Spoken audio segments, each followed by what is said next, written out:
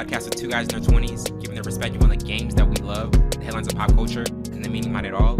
I'm host Winter Burns, along with my counterpart Savon Morris. How's it going, man? It's going pretty good, man. Second episode, video. Second episode up. in a row. Yeah. Consecutive. Consecutive. Well, we have a lot of topics to get into today, as usual, and we're going to get into some NBA ones, NFL, also some album reviews in the second half. We're going to do a review of Note, but start off with just remembering Bill Russell and, his legacy, along with just his impact, off the court and all of what he was involved in.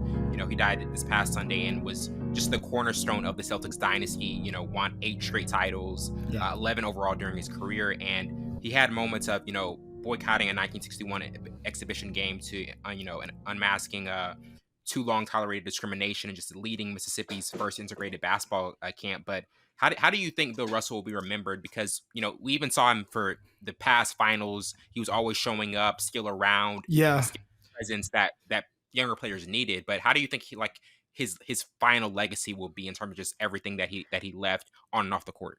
He's just an all-around legend. Like you think of all the Black pioneers, African-American pioneers that kind of integrated the sport, or just colleges, whatever. When it comes to basketball, Bill Russell is that guy.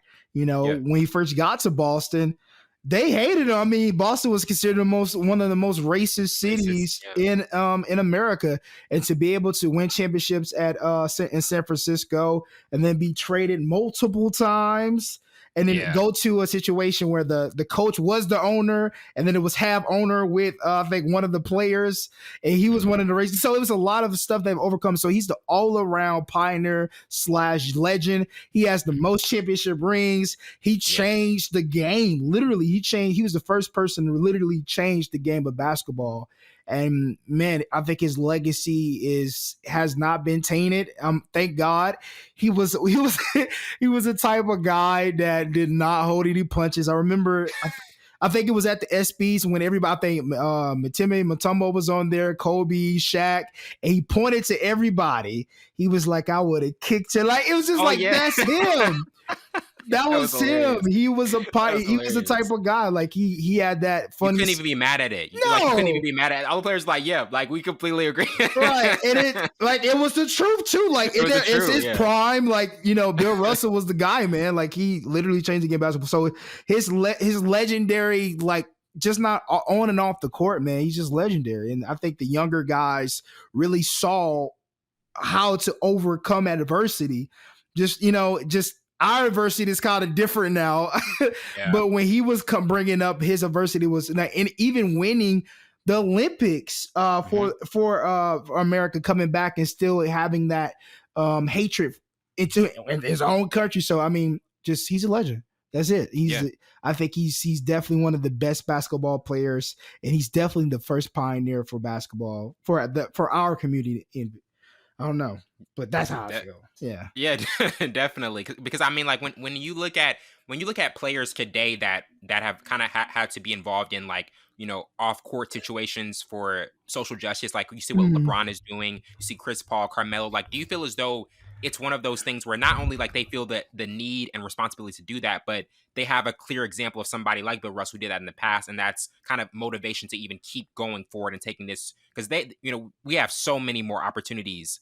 Right. And just outlets to be able to, to spread our message. But do you feel as though that's one of the guys that they kind of clearly look at and okay, I have to do even more to really kind of make his legacy solidified and just continue to make other people in the past just look up to what we're doing now?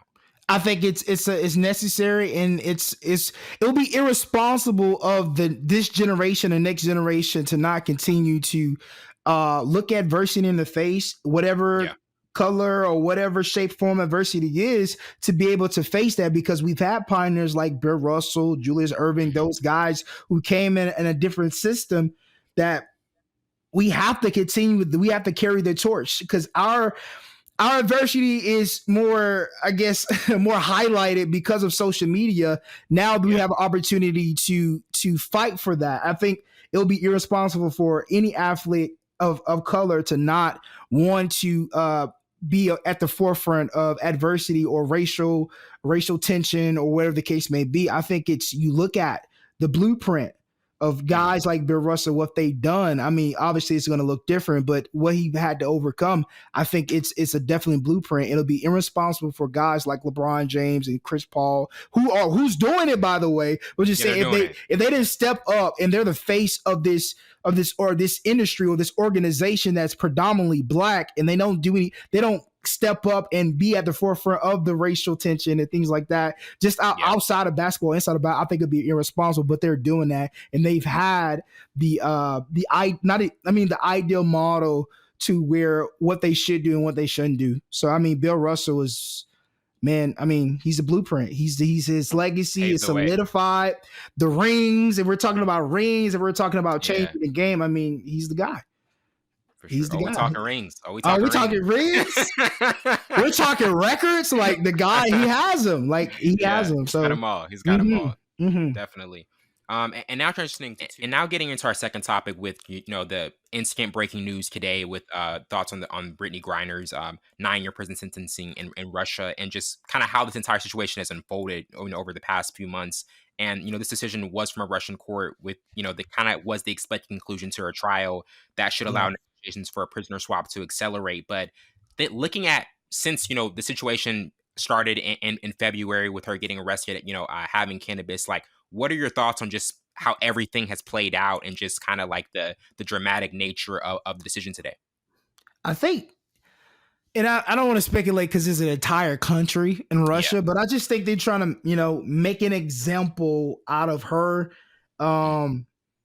It's a tough situation because I think we're more in America, you're more lenient to that. It wouldn't be a 9-year sentence, but just like seeing you back to your country, slap on the wrist type vibes. I think Russia's trying to, set an example, but 9 years, 9 years for not even more, just a little amount of marijuana. It's the craziest thing. Like I think they're it is over dramatic. And I feel like the U.S. has took every step to try to get her back, but I don't know why Russia is big sticklers about it, man. It's just weed. She wasn't trying to smuggle it. She wasn't trying to sell it. What's the problem? Let her come back home. Let her face whatever she's facing in American soil, not in Russia. And I love the fact that everybody's coming behind her and trying and gaining awareness about let her go, free Britney Griner. I mean, yes, I'm pretty sure she's sitting in that cell like, I wish I'd never done this, but where life is about choices, and you made a bad choice. But I feel like Russia's just overdoing it. Just let her go. They even try to swap. Like they don't even want to swap. What is she doing? She's not like a secret spy or anything. Like she just plays basketball. She just that's it. She just plays basketball. So free Britney Griner. I've never said this a day in my life, but free Britney Griner. That's just crazy, man. Russia's doing too much. Come on, what are we doing here? And I have heard also the theory, or just kind of like the thought process of, if this was KD or LeBron, they would instantly be back. And I mean, that's sticky. That's a really sticky way to look at it. Cause I'm just like, when you're over there and you're not in your own place and area, that it can get very tricky, no matter what type of high profile player you are. It doesn't, first and foremost, let me just kill that. First of all, LeBron James not going to smuggle or take. He's not going to do that. He's not going to do that. KD not going to do that. You know what I mean? They understand they're in a different country, and they're not going to do anything that way. Like we've seen rappers, we've seen swimmers, we've seen in different countries that end up in jail, and extremely difficult to get them out. This is it doesn't matter who they are. Even A$AP Rocky. Exactly, and that was like. Not even it wasn't even Russia. Imagine he was in Russia, he would not be back. He would not have impregnated my future ex-wife, Rihanna. He would not have done that. If he would have went to Russia and did that, bro, he would still be behind bars. So it doesn't matter who the person is. Oh, man. Male, female, he, she, they, them, it doesn't matter. It's in a different country. Would have been like a member of Full Scope. She would have been like a member of Full Scope. Like, man, we missed out. We missed out on the bag. We missed out. We missed out on the bag. Shoot, A$AP, you should have went to Russia. But I mean, that's just crazy. It doesn't matter who the person was. It's in a different country, and then you put them in the same situation. They wouldn't have done that. Right. They would have done that. There's no way to say, you know what I mean? Like, but anywho, how do you think, like, how do you see the situation? Like, do you think like players, like NBA players or WNBA players, are gonna, like, how do you think they're gonna view like going internationally now, like in terms of just like with how this situation has unfolded? Is it one of those things where like they're gonna continue to think the same way they always have in terms of just, being smart, going there for what you need to do, then coming back, or is it just like they're gonna be more on, high alert of what's happened? absolutely. You stick to what you're doing there. I'm pretty sure she could have found that in Russia. There's plugs and in and outs. You didn't have to take it on the plane with you. And you know what I mean? Like, and be smart. You're going there to have an opportunity to play a game where you can make money. And you're on the right line and you fumble the bag. There's opportunities for you to do that in that country. Don't smuggle it from the US over there. I think there are more smarter and aware players. I mean, she's probably not the first, and she's probably not going to be the last, Britney, to try to do something like that. But be smart. Be smart about it. You just not represent yourself. You represent your community. You represent America. So it's just not whole conglomerate. It's a whole conglomerate. You represent the WNBA.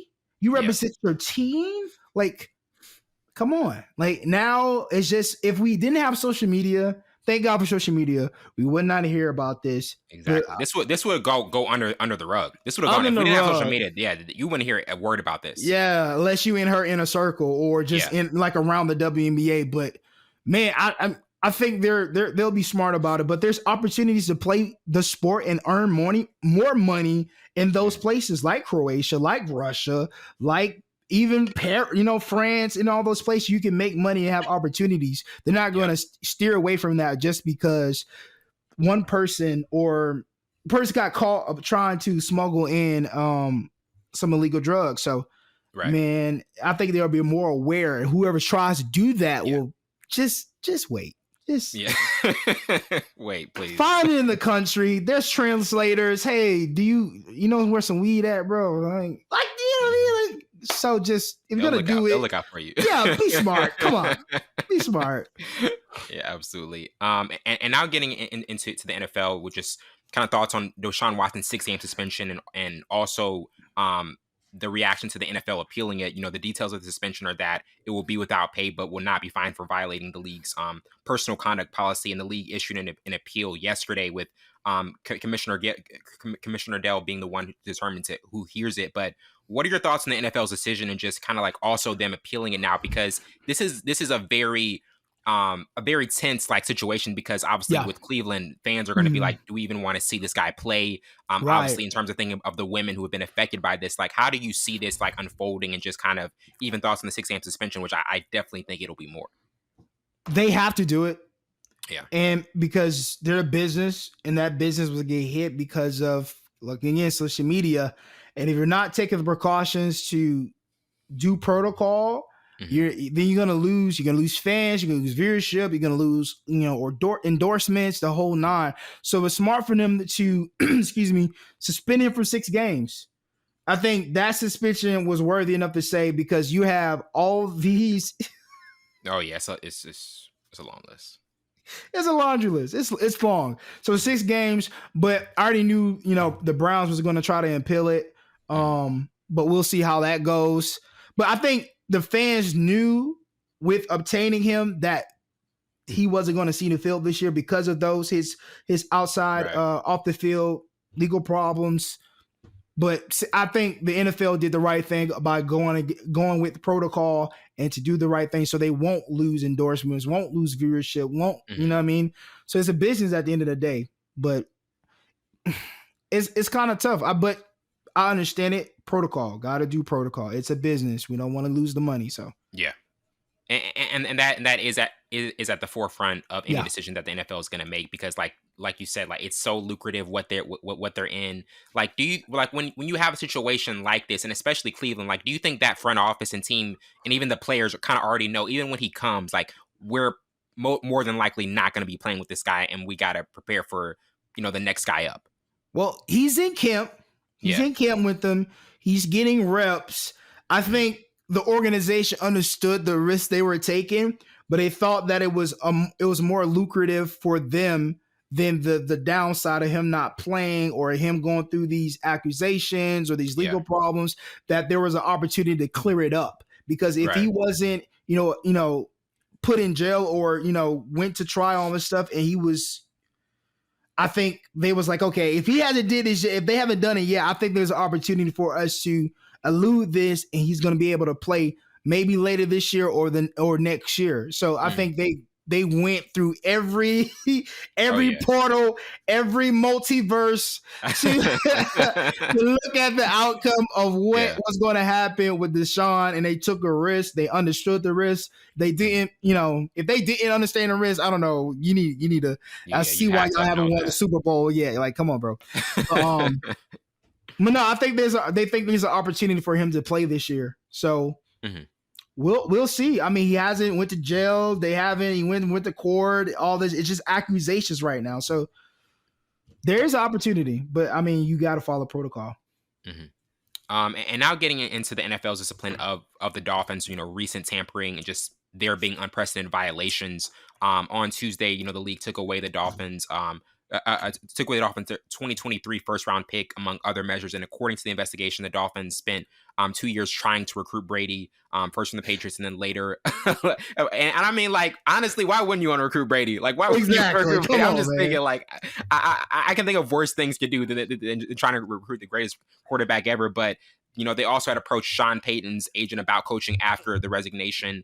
Like looking at this, like what stood out to you in this report and just kind of the behind the scenes things that the Dolphins were involved in, and also the league's punishment of it, because like tampering is a big deal for the NFL, but we all know it happens. Like we see it in the NBA, like it's going to happen. For sure. But obviously with the player they were trying to get, it was going to be magnified to a degree that it is now. It's a desperate organization. They want to get back to the glory days. They've tried everything. They drafted top quarterbacks. They drafted running backs, wide receivers, made deals with the Houston Texans. They've done everything in their power to do so. When the opportunity for the greatest quarterback to come to your organization, you do what you got to do. And you face the consequences. You face the consequences now. And I think they got off easy. Because the Brian Flores thing, it got sit to the side because I think it was no witness came to the forefront to say the conversation you had with the owner, blah, blah, blah, didn't happen. So they got off easy peasy. That is true. Yeah, that's true. So, I mean, you take risks. It's a business. You take the risk. I would have did the same thing if I'm the owner. Man, if Tom Brady came here, just think about the fans, the viewers, like the whole nine. If Tom Brady came here, he was like, I'm going to go to the other team. I'm going to go to Tampa, and I'm going to win them a Super Bowl in the first year. Man, that hurts. I know they were upset, bro. I know. They were salty. Like, who wants to play for an organization who offensive line gives up? I think they gave up like over 20 sacks. That year, they won. The Tampa Bay went up to more than 20. Yeah, no, more than 20 sacks. They gave up like 3 or 5 sacks a game. So that's crazy. Like, I don't want to play for that team. You don't offer me. But to go back to, I think they got off easy. I think he can't come back to the team until like September, October. He's fined $1 million. Yeah. They lose a first round and a third round draft pick. They got off easy, Wellington. Just think if that Brian Flores thing would have stuck. Yeah, that's what really I think about. That's because if that would have stuck, man, that would have been a whole different story. Whole different story. But I think nobody came to the forefront to make sure it got off easy. I think that really happened. Because if they're doing that, I think that really happened. You just don't lie about something like that. And that's what I was saying. Like, even earlier, like when that happened, I always felt as though like that there's 100% validity to extensive like there's no way there can't, because like when he comes up with something like presents something to the public, he's gone through extensive situations, and he knows that, hey, this is something that regularly happens. Like, this is a regular occurrence. And I think like that's definitely the case. And they just swept it under the rug. Swept it under the rug. And whoever investigated, they didn't investigate that good enough. They just wanted to find that information. Quick run through. Yeah. Definitely. They got off easy. And now getting into our first album review with Beyonce's Renaissance and just kind of thoughts on the wide array of sounds in this album and kind of the versatility of it. In her 7th album, she comes with different, obviously different sounds, house music to Afro beats and elements of soul. And the songs on here just kind of like flow as a continuous mix with a lot of, immaculate beat switches. You have songs like Church Girl that start off with Gilded Gospel, and then Pure Honey delivers brash self-confidence. But what are your initial thoughts on this album and just kind of like, because to me, like the high level production on this, I mean, she did not leave anybody off.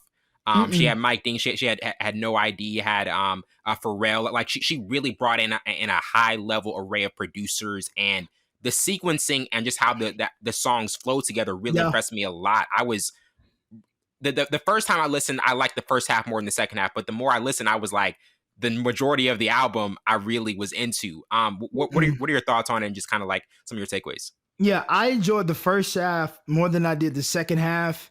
But I thought this was a Beyonce album. I didn't expect anything less, bro. The amount of the production that goes into her, and I just imagine she or whoever, like her writing group, her camp, they create songs, and she writes some of her songs too, but they create songs for performance. Oh yeah. And most of these songs, I know she's gonna kill when she goes on tour. And some of these songs live, live is going to be like insane. Virgo's Groove, Cuff It. yes, especially Cuff It. Oh especially my goodness, Cuff It. I just know one of my church members crazy. One of our church members, part of our band, he said if we could perform one song live after church, what would it be? And I immediately said Cuff It. I immediately said Cuff It, bro. A live arrangement of Cuff It. Oh my goodness, yeah, that would be dope. I don't think this was. I thought this was a solid album. I thought it was a solid album. The production is crazy. The transitions, just the whole. I just can see her in performance on stage, on tour with these songs. Man, I mean, it's an ideal Beyonce album. Everybody ate it up. I thought it was. If I could, give it. I think I would give it an A-. To be honest, I really would. Yeah, it's an A. It's an A album to me. I was just like, this is high level. Yeah, I'm not even trying to be like just because it's a big name. Nah, she killed it. Like she absolutely killed it. Oh yeah, she don't miss. No, she don't miss. Especially with an album, she don't miss. She don't miss. And that's the thing I've also heard. Beyonce is an album artist. Yes, she's an album artist. Like she only dropped one single. She wasn't like what stands out to you, the fact in terms of like artists that you can just tell like, hey, this is not about just a single. This is about like the full. We're waiting for the full body of work because that's what we expect from them.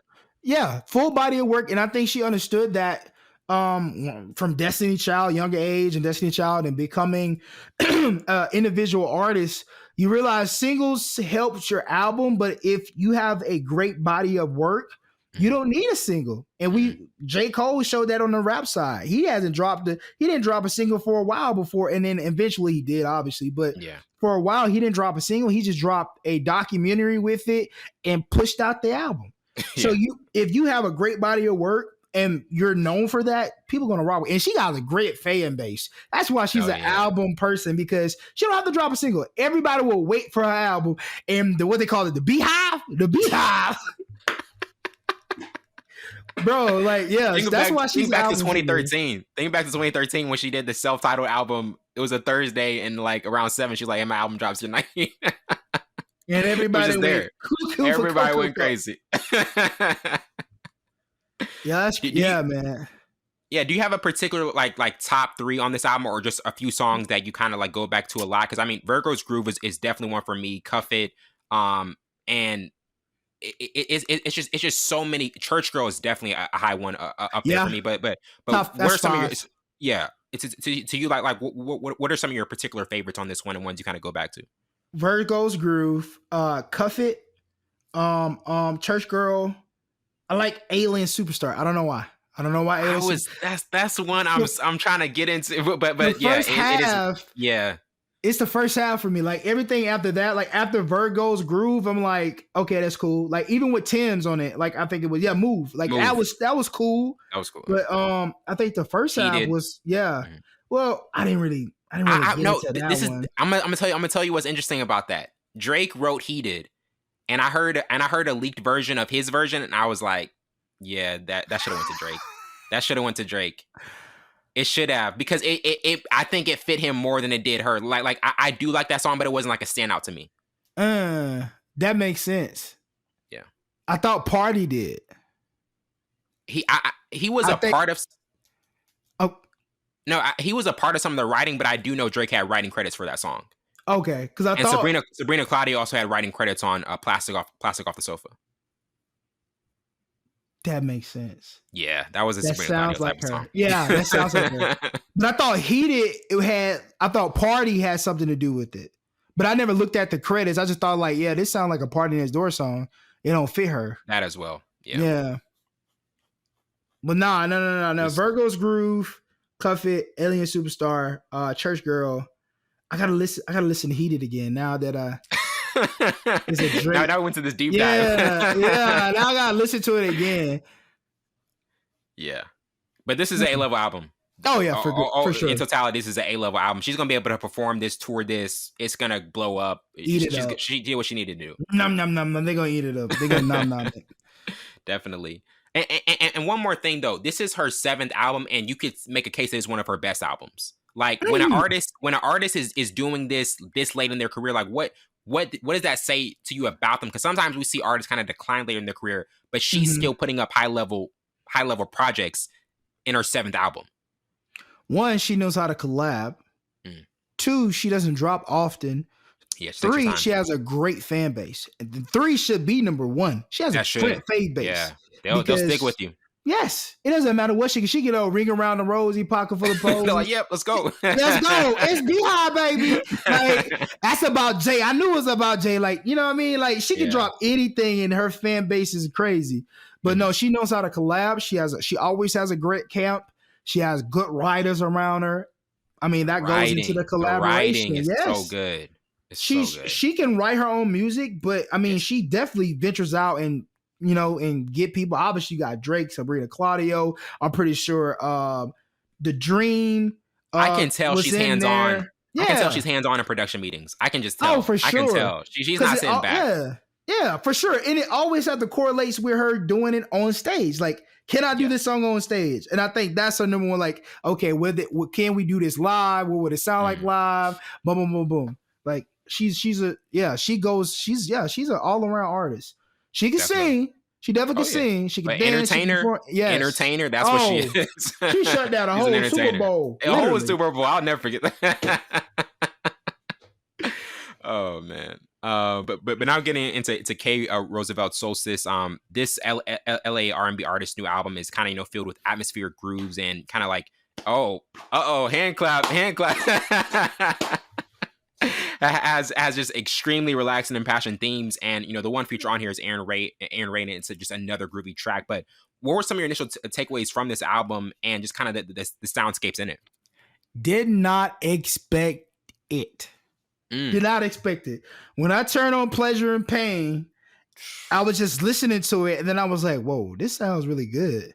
Okay, this is really good. Then you skip to Love Blind. The first 3 songs sold me. Oh, yes. And then I saw Aaron Ray. I was like, okay. At first, when I listened to Impress Me, I was like, and then Aaron Ray came in and gave it a different sound, and it just all correlated. Yeah, I was like, okay. Yeah. Good job, Willie. Good job, Willow.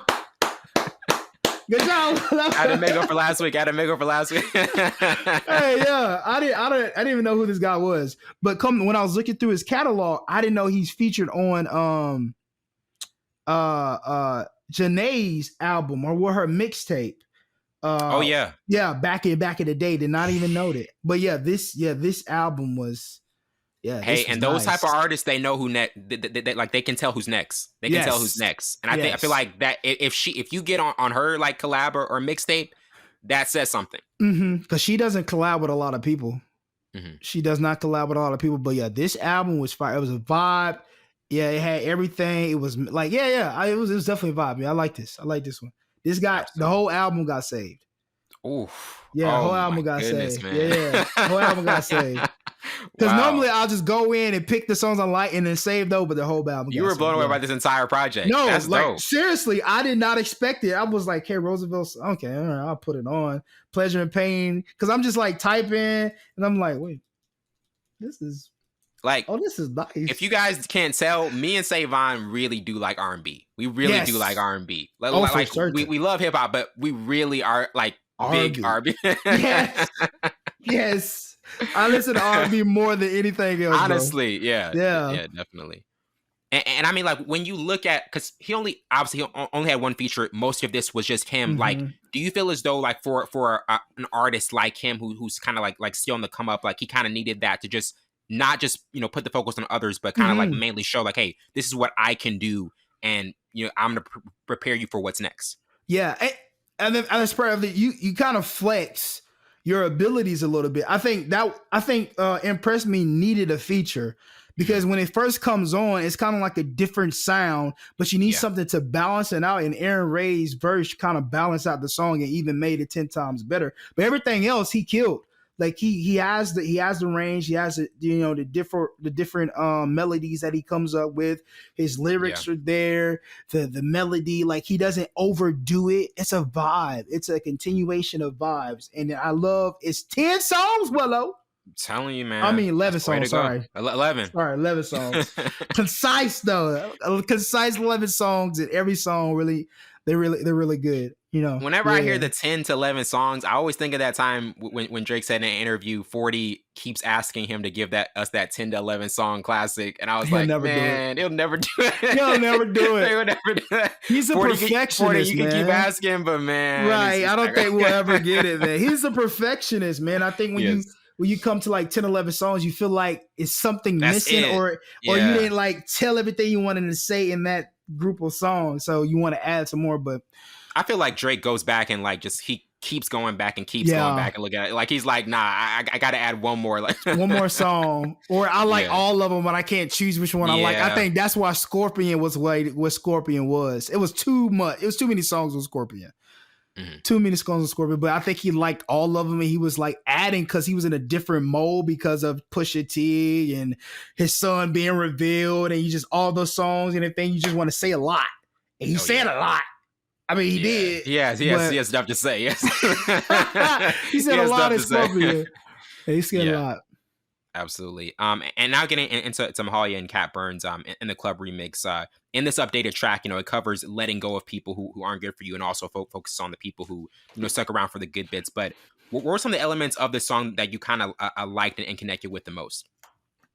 I love the way what's her name? Mahalia? Not Mahalia. I love Burns? Mahalia. Cat Burns? I love the way how she came on this track.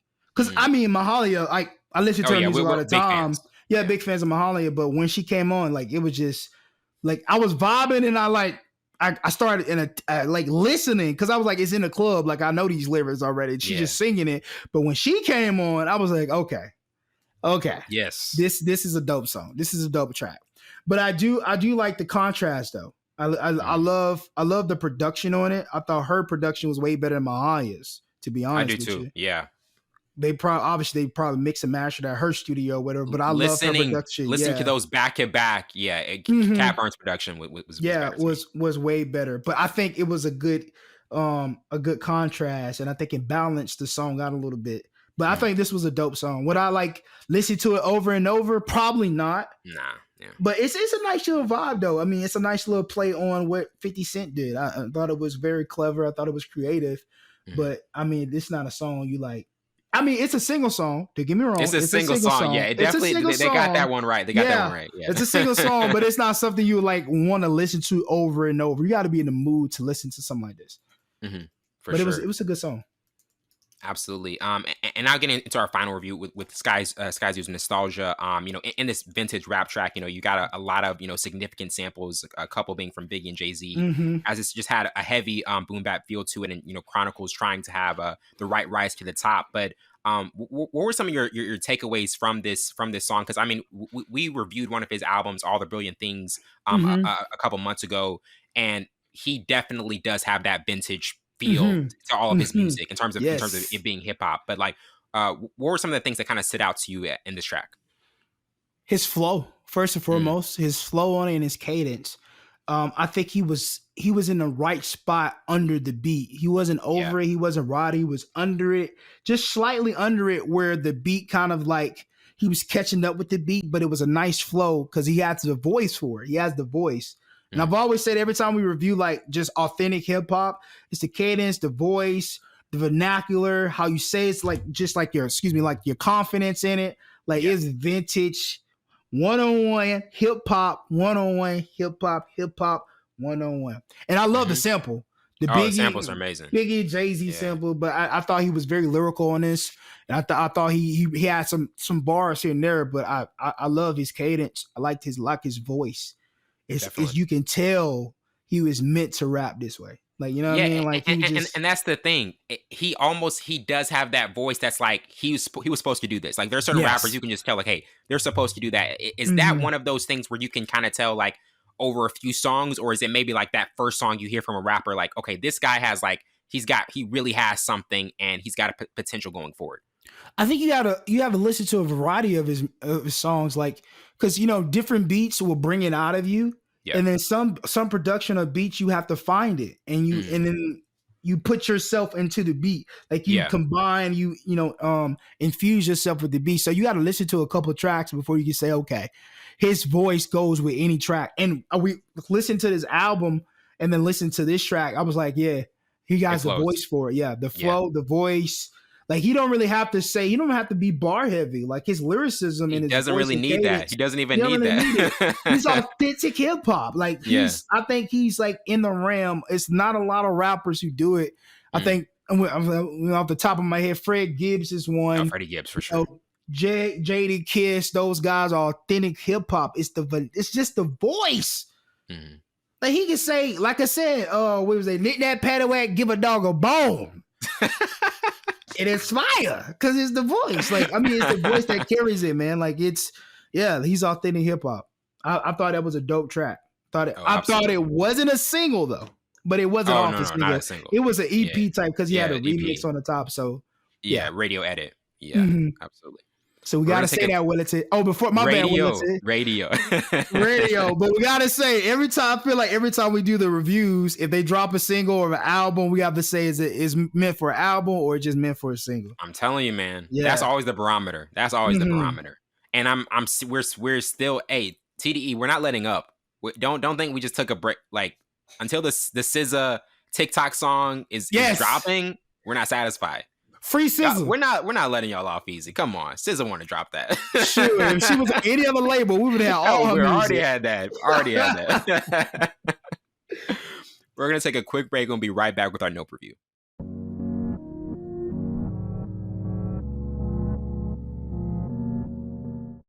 Welcome back to the show, and now we're getting into our Nope review, and I'm first joined by Trenton Morales, a good friend of the show who's always been on. First time I'm seeing him visually, like first time ever, but thanks so much for being back on, man. Yeah, man, it's great to be here with you guys.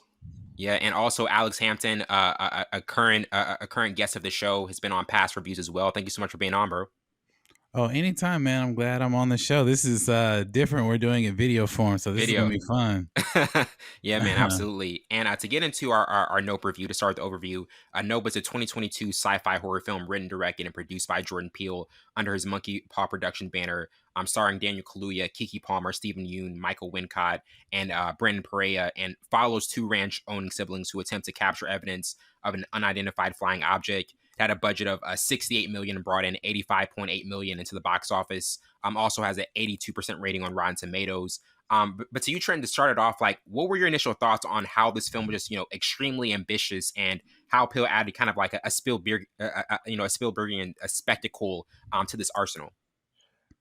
Yeah, man. So I think we all kind of remember when the Super Bowl happened back in early this year, and they dropped the trailer for this movie. We're all like, "Oh, yeah, they're Jordan Peele. Bombshell. What was that?" Like, what did we just watch, right? And I think even going into the movie, like, we honestly had no idea we were walking into. I mean, we walk into this movie, the movie starts off, and it's just like a monkey, like, beating this person senseless. And you're like, what are we watching?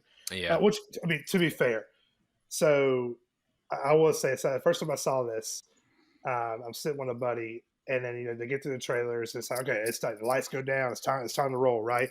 And all of a sudden, Sin Copy pops up, and I was like, wait, Nolan did this film with Jordan Peele? And it's like, oh no, it's a trailer for.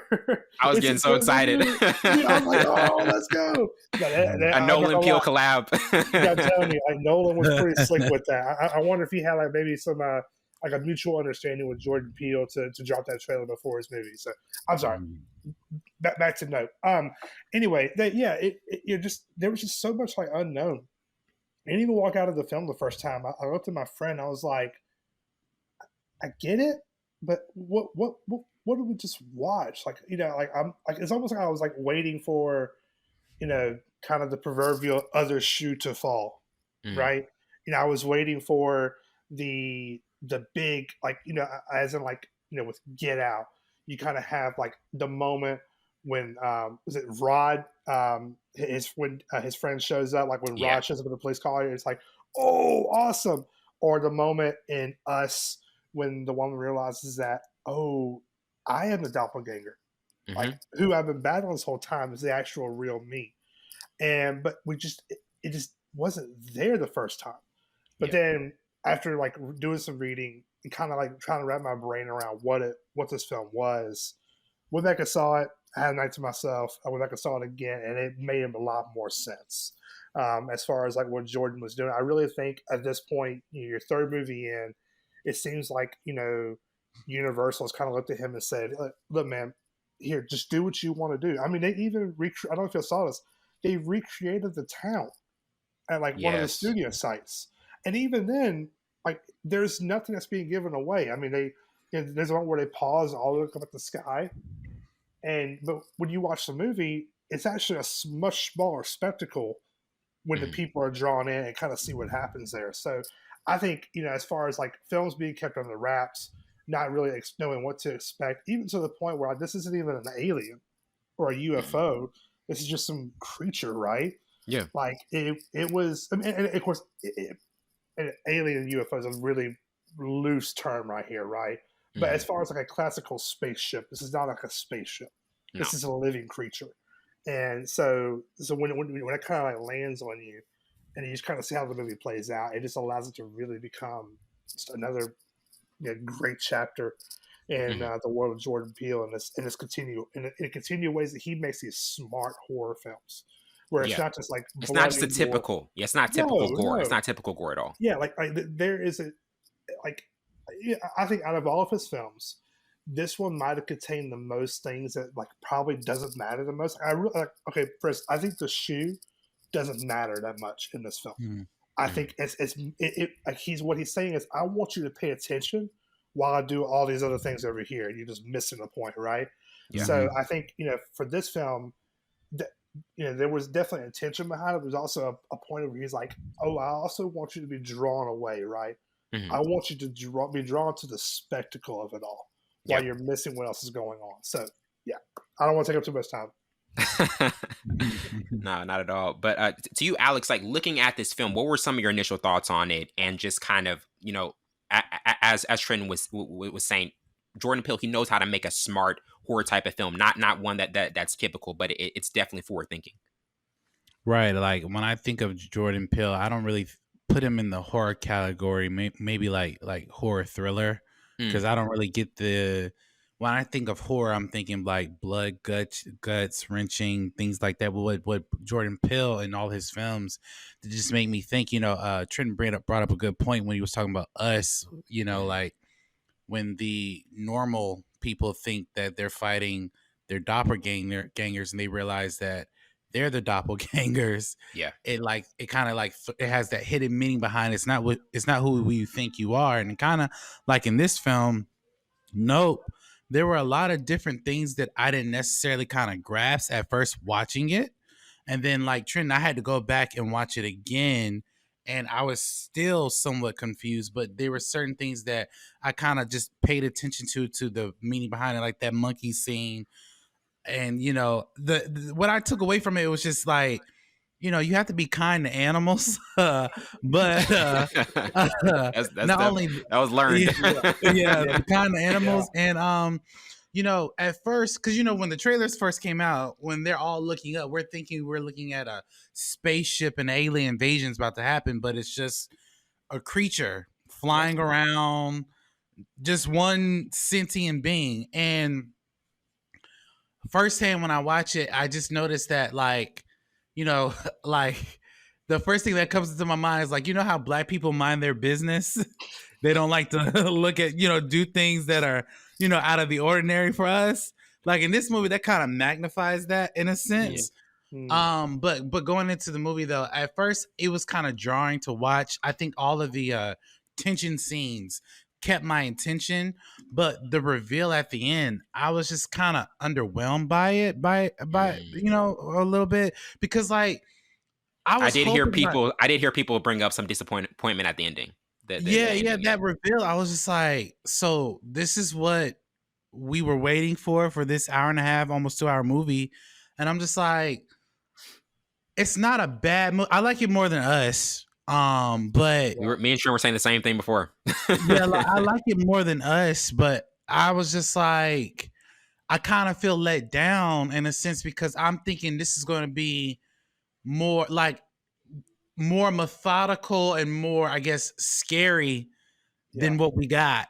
And again, and I could be wrong, but I feel like when I left the film, even the second time, I walked away not realizing what I saw, to be honest with you. I mean, I got some of the underlying meanings of what he was trying to portray, but I feel like there was more things he was saying that I just missed. And like, I've been going on YouTube and seeing people break down the scenes and stuff. And I'm like, the fact that I had to go on YouTube just to watch people break down the scenes and the meanings of what Jordan Peele was trying to say, I think the movie missed its mark. Because I get it, like with Marvel movies, people do that because there's Easter eggs and all that other stuff. But with this movie, overall, I enjoyed the characters. I enjoyed the acting. Keke Palmer, I'm not a huge Keke Palmer fan, but I loved her. She killed this. She killed this role. Daniel Kaluuya, I mean, he turned down Black Panther to do this. I think he's regretting that situation now. But that trailer. Everybody's still the same. But at the same time, I did enjoy the film. I went the first time I went by myself. The second time I took a friend of mine, and then we both walked away like, okay, I kind of got it, but what did I just see? And honestly, I don't know about y'all, but I wasn't really scared. Like I was going to, I had the mindset of going into watching Get Out. Because that's what I thought too. Out, I'm thinking that, okay, certain things are about to happen that are going to make me jump.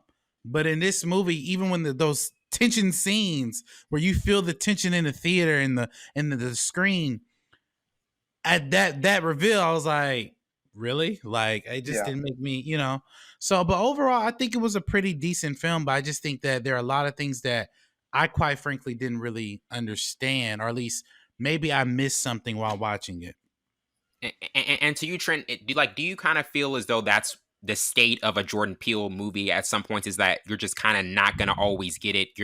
You may have to watch more breakdowns or listen to or read more articles to kind of fully grasp everything he's going to do? I mean, that's a great question. I mean, it could be. I mean, I really feel like I do wonder if there's an intentional purpose behind him leaving so many things kind of open-ended from this film.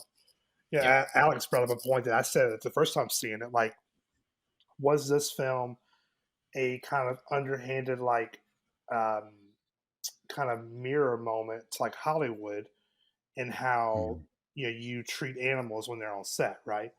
And is this creature going after these individuals? Because I mean, you look at Jupe, he was basically riding out these horses to be used as a spectacle. The Haywoods are supplying horses to all these movie production companies to be used on behalf of entertainment. And of course, I think the big thing you keep kind of seeing come around is that is they say that, oh, you cannot control what is not meant to be controlled, right?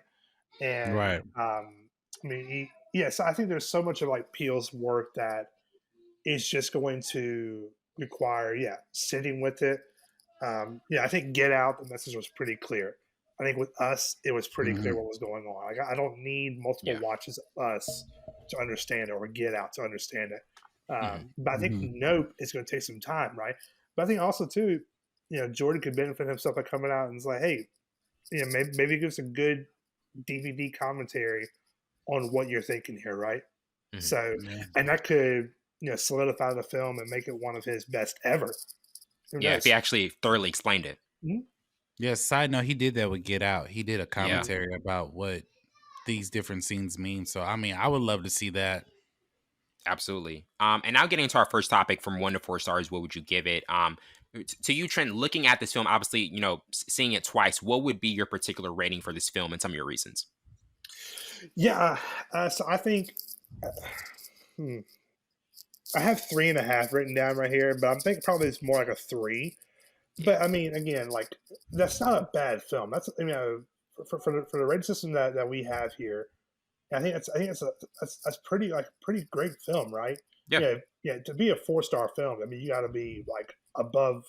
You got to be really hitting on all Gotta marks be as far hitting the as that mark. stuff. Yeah, yeah, Yeah. yeah. So yeah, I think I was going to say I'll give it a 3. It's a 3-star film, Yeah. but I think that it really the reasons for that is I think it does a great job of really got kind of the beauty of that atmosphere. As with all kind of Peele films, it's very, it almost comes across as very minimalistic as far as like structure Yeah. and like sets and design and all that stuff. And I think it's intentional because it's like, oh, I want to keep your vision on this world right here. Like, I don't want to take you. It's not an espionage. We're going all around the world trying to Mm. figure out what's going on, right? Yeah. So I really do think, it's a 3-star film, and I think it really kind of comes down to like how the cast was kind of played out. Alex just mentioned that. Daniel and Keke were really great. Even the Mhm. guy who plays Angel was, Mhm. a solid staple in this film. Mhm. Everybody played their roles really well. It was executed pretty well. Mhm. I can agree with Alex. I think the ending could have probably landed and stuck a little better, but the moments that needed to stick, they They stuck. they stuck. Yeah, Yeah. Absolutely. I would go 3 as well. I think this film was kind of able to draw on genre tropes from both, alien invasion films and westerns, but still ending up with Mhm. something, very original, a Hollywood spectacle about a spectacle. Mhm. To you, Alex, looking at this from 1 to 4 stars, what would be your particular rating for this film? I would have to agree that 3 stars feels like it's where it's supposed to be. Mm. Because just piggybacking off the points that were previously made, like it's a good movie. It's definitely not like trash. It keeps you engaged step by yeah, step, and like I said, the acting amongst the different characters, they keep you engaged with what's about to happen. Because the whole time I'm watching, especially the first time, I'm like, oh my god, like this just happened. Like what's gonna happen? Like it kept me on my Yeah. toes. Um, but like like I like what Trent said. Like he was putting a mirror on basically on Hollywood on how they treat animals, in particular monkeys. And Mm. then for me, that monkey scene, I don't know if that's a representation of black people, but but that I think what I understand is that monkey scene in particular is a scene that I felt like he was putting a lot of pressure's the wrong word, a lot of notoriety in that one scene. Mm. If yeah, you know what I'm referring to. And I yeah. think he's referring to how black people are being treated. But then again, I could be wrong. But at the same time, to his point, like, we we as individuals don't treat we don't give animals the respect that they need. Right. And as we saw this movie progress, I kind of saw that underlying theme that some of us are viewed as animals. That's why they treat us in the way that they treat us. But ultimately, like it's definitely not a bad movie. Like I said, it's Mm. better than Us. Um my only thing is that I think Jordan Peele is getting a little bit too comfortable in his style of directing, which can be a good thing, but also be a bad thing because I would love to see him go outside of the box. Like I can honestly say all 3 movies that he's done are drastically different in terms of story.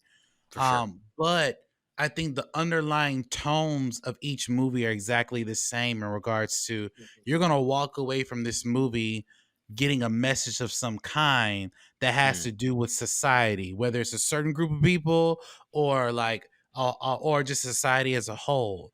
And like obviously Get Out, we got that particular message of how black people are being received amongst white individuals. Yeah.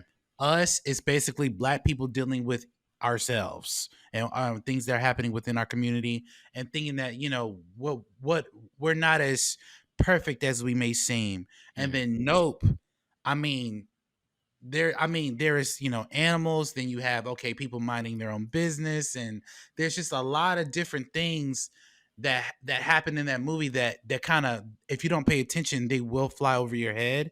And that was my only concern about it. Like, there are things that happen that if you don't really pay attention, you'll fly over your head, and then you have to watch videos or essays or whatever to get a good understanding of it. And I don't necessarily like that in movies. Like, I kind of feel that way about certain comic book movies as well. Like one off the top of my head, like Moon Knight. When I rewatched it, I'm like, I still don't understand what happened, but the fact that I have to go on YouTube to understand what happened, I think it's kind of a letdown for the studio. So, but ultimately, I would give it a 3. It's definitely a good Jordan Peele film. I just hope whatever his next film is, he's going to go outside of that box and tell another different story, but hopefully the reveal and I guess that those tension moments will pay off towards the end of the movie. Yeah, and that's another thing. Like to you, Trenton. Like when you look at what Jordan Peele has done in these 3 films, like do you think his storytelling and his filmmaking has grown, or are there more things like you want to see in future films, or maybe something different that he could do? Yeah, I would definitely love to see. Because this is just kind of going off what Alex said. I think that out of his 3 films, I thought this one was probably the least message-driven film that he's done. Like, I think that Get Out has such a heavy commentary. True. I agree with that. Yeah. Like, I remember sitting in Get Out. I went to Get Out with almost kind of no. I had no idea what I was walking into. Mm-hmm. My wife was sitting beside me, and she looked at me I think it might have been the scene when the white folks start bidding on Old Boy, and she's like, "What are we watching?" So so I think that as far as Get Out and Us goes, I feel like Nope doesn't carry as much weight as far as cultural commentary. I think it's because what Alex's point. I think it's kind of so kind of buried, right? That you really have to be paying attention. You have to when I went and saw it the first time, and OJ is in the studio, right? And they say, "Hey, what's your name?" He's like, "Oh, I'm OJ," and I chuckled. I was like, "Oh, that's fun," because she's like, "Your name is OJ." And I was like, that's funny right there, but that's Jordan Peele, though, right? Yeah. That irreverent humor that offset us and be like, whoa, I was not expecting that. Yeah. But nobody else in the theater found that funny, right? So I felt dumb. but I think that's just so I think the pieces of that is always going to be there. I think he's definitely not a horror film. It's definitely more of a thriller. I mean, even kind of the one jump scare with the kids playing the prank on him in the barn. That didn't even hit. Yeah, it wasn't even hit, but it was actually more funny because he's like, Yeah. nope. And he run. Okay, to be fair, I don't know what kind of flip phone he had, but no flip phone in this world is taking a picture that good. That was some quality photo taking. I did not get razors that when they came out. Took photos. I was like, what? I was like, wow. Yeah, I think I would love to see him grow, and maybe he goes more sci-fi next time. I know he's dipping toes in that when it comes to the Twilight Zone. I was about to mention the Twilight Zone. Yeah. So maybe he goes a little more sci-fi this time, right? I'm interested to see where he goes, or maybe he goes on a little more serious route. Maybe a nice, good drama film, right? was a good. He said strong that he's a story. big David Fincher film. He said that he's a big David Fincher fan. Yeah, I would not. I honestly would not be surprised if he goes possibly in that route, because he said Seven is one of his favorite movies ever. I mean, it's one of my favorites as well too. It's one of my favorites as well. I mean, if he can make something like Seven, I'd be all for that. Yeah, I mean, if you get like a really strong, and I'm talking about like a strong cast, like I'm thinking about like a Denzel kind of lead, right? You know, like Daniel Kaluuya, he's certainly made a name for himself. He's doing just fine, right? Yeah, he's had a good run since Get Out up until this point right now. But you know, I would love to see him like get like a strong like A-list. Just go for it. Just absolutely go for it. To really drive this. He's put a lot of notoriety into like what we would call like B-list, sometimes even C-list actors and actresses. Again, not bad. They do great for what they are, but man, I still feel like that A-list film that's the one thing he's missing. Yeah, like that A-list cast. Yeah, absolutely. Yeah. So you know, what would it be like if Jordan had like that top? I mean, you guys, you seen the cast for Oppenheimer? I'm like, oh my goodness gracious, that is a cast, stunning, man. Yeah, stunning. Like could that finally get Nolan his nod as best director, right? So, but I think Peele, that's right, Savon, best director. If you're watching, Savon, best director, Nolan, best director.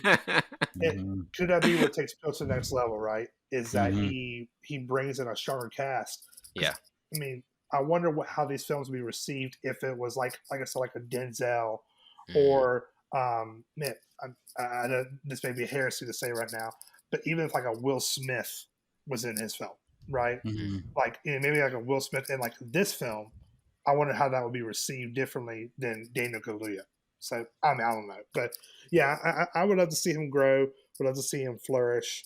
Love to see him take a different angle as far as like you know, maybe get away from the horror thriller element and go to a different genre. Switch it up. Or you know what? Listen, you're pretty much 2 for 3 right now, right? That's what I was about to ask. That was one thing I was about to ask, because he's done 3. Like, what would be the ratio to you, Alex, of what he's done? Like, would you say just like Trenton, he's 2 for 3 in terms of the movies that he's made? Oh, definitely. You know, he's definitely 2 for 3. But it's 2 for 3 with that that second one being a pop fly out that still scores a run, right? Oh yeah, right. Hear me when I say to take away from us is not a miss. It's not. It's not a miss. I would make an argument that Us is almost that all-star cast that he's referring to, because that family, all four of those actors have like Lupita Nyong'o, Oscar winner. Yeah, you know, and then like you know, so I think that they had a well, I wouldn't say a fully stacked cast, but they had a cast where it had a lot of opportunity. But to your point, yes, I don't think Us is a miss. I just don't like it as much as his other films. Definitely. And now, go ahead. Oh no, I was just saying, like, for me, but to Trent's point, I would like to see him grow as well. I want to see him do like a action thriller, like that would be intriguing. Know, if you give him, like, have you ever seen the movie The Inside Man with Denzel? Yeah, give him something like that, but add in that Get Out feeling, like add in where the criminals are actually the good people. Like add in something where we're not going to, and like I would love to see like Jordan Peele direct something like how in The Dark Knight, the beginning scene, we see the Jokers rob a bank and kill each other. Could you imagine if he took something like that and just flipped it? You know what I mean? Like that stuff like that, I would love to see him do. Hopefully his next original film will be something different than what we're used to. Yeah, absolutely. And now getting into favorite character, I particularly had Ricky Park, because he had a lot of, shrewd business acumen, and it was interesting to see just like the strange obsession he had of, combining family entertainment and wild animals, along with him, being emotionally scarred from that first scene, after the horrific on-set massacre, and then, delving into what he was at the end of the film. Like to you, Trenton, who was your overall favorite character in this movie? Man, I'm going with the sibling duo of Emerald and OJ, man. And Daniel Kaluuya and Keke Palmer played really well off each other as the movie kind of went on. I think, when we first meet Emerald, I was kind of like, man, you are annoying. I do not like you. but as those were my initial thoughts as well. Yeah. As the movie went on, she really kind of grew on me. Even after first initial watch, she really kind of grew on me as the movie went on. And you can kind of see how, like, OJ and her, like, they play off of each other, right? Like with OJ kind of being that like real like steady, slow hand, and Keke Palmer with Emerald being like, oh, I'm gonna like take this thing the whole way, right? This was a very subdued Daniel Kaluuya performance. This was like very subdued. For sure. Definitely. And after the second watch, I really think it was intentional. Yeah. To make it that way, right? Because, I think he is so kind of like, because it needed the presence of like somebody who could take this thing seriously, which she would, at first glance, she's going to freak out, right? But we see she ends up kind of saving the day, right? She gets the shot. She gets the Oprah shot. She gets all the stuff, right? Yeah. And, she's able to kind of pull the creature away from their farmland, from the ranch, to be able to save them. So, I thought, just kind of that brother-sister dynamic was really fun. Even to the point where, they're doing the whole, like, I see you, I got you. And just kind of that love that kind of grew for each other, and that was always there. But it kind of was like, for a long time, was buried by like, sarcasm, and buried by like, oh, I'm trying to figure out my life away from this ranch. I'm trying to stay here and take care of this ranch because this is all we got as a family. And they somehow found a way to make it work together and, save the day, save the town. Definitely. To you, Alex, who is your overall favorite character in this film? I would definitely have to agree with Trenton, but I think Keke Palmer is the one who just stood out the most for me. She just seemed like, I guess, the voice of reason in a sense. And like every time she was on screen, she just kept me engaged. And like I said, I'm not a Keke Palmer fan, but like to Trenton's point, like that brother-sister dynamic, every time they were on screen, it kind of reminded me of, and I know this sounds kind of cliche, but it kind of reminded me of what's that film? I think I just had it in my head. It's some film where it's a brother sister dynamic, but I can't remember off the top of my head. But anyway, it just, every time I saw her on screen, she was very assured of who she was and what she was planning on doing, and that's what I loved about her character. And it was just, I think, a perfect casting. Like you said, Daniel Kaluuya's character, he was amazing as well. I also want to point out, like, the ranch, I feel like the ranch itself was a character because of how much. That's a very good point. How much that ranch is important of the story. Like, kind of like how we watched the Batman. Gotham City is a character. Oh, yeah. Because nothing happens in Gotham City without, people really knowing. Like, Gotham City itself, when you go there, you know what you're getting into. With the ranch, the moment the ranch came on screen, I was like, oh, this is not your normal ranch. And you're seeing the different things happening within the ranch. And I'm like, oh, okay. I like where this is going. So for me, I really enjoyed it. By the way, I did have a question. Did we ever find out where that creature came from? That was another thing where I was like, do we know if I thought really we were given an origin or not? Yeah, that was another unanswerable question. But overall though, I enjoy Keke Palmer's character. I want to see her grow and do more roles like that. But yeah, like she was phenomenal, and like I said, this was the first time I think we've seen Daniel Kaluuya play a more of a side character, I guess, than a main character. Yeah. Really was. He was in the background. The trailers made it seem like, I guess, he was that dude, like that main character. But I really felt like Keke felt in that role because I feel like, I don't know, like it just, I don't know, like just seeing her on screen, it was just every moment, every talking point, every event, every tense moment, she just kept me engaged. So I would say her character in particular is my favorite. And that's I'm sorry. To your point, Alex. Like the point you made about the ranch, right? I think you can say the same thing about Jupe City, right? and Yeah. how that city Yeah. is like an extension of like Jupe's character, right? And Yeah. how Yeah. he's like he wants to escape, but he wants to control, right? Right. Right. He wants to kind of like he wants to he's like constantly like running from the horror that he experienced, but he's Mhm. also like running to it. He's like, Right. oh, Right. I want this moment to be with me forever, and I never want to let it go. So let me profit off of it. I mean, Right. I mean, he's like people are paying him $50,000 to sleep in a room. That's maybe maybe 10 by 10, right? I mean, it's wild to think about, right? Yeah. But I think that's where Jordan's commentary about who we are as a society, we just want to be entertained, right? Right. It's Michael Caine's monologue from The Prestige. He's like, I can sit here and tell you everything about this magic trick that works, but Yeah. you don't care. All you want to do is be entertained. You want to be fooled.